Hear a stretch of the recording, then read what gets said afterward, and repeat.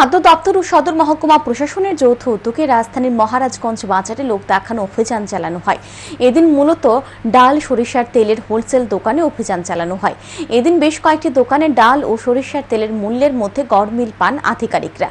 পাশাপাশি এদিন অরুন্ধতী নগর স্কুলের কনজিউমার ক্লাবের ছাত্রছাত্রীদের ট্রেনিং প্রদান করা হয়।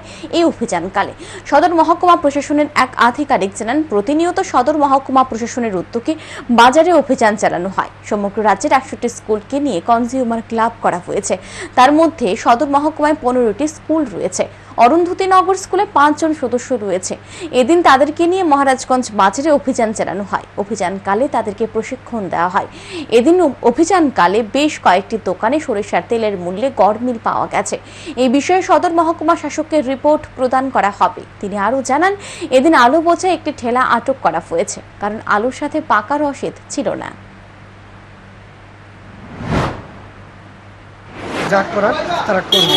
আজকে আমরা কনজিউমার ক্লাব মেম্বারদের নিয়ে আরও আমরা মহারাজগঞ্জ বাজারে রিটেল দোকান পরিদর্শন করব, কিভাবে পাবলিককে অ্যাওয়ারনেস করা যায় এই ব্যাপারে তাদেরকে শিক্ষা দেব।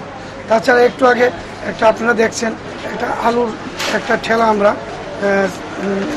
আটক করেছি।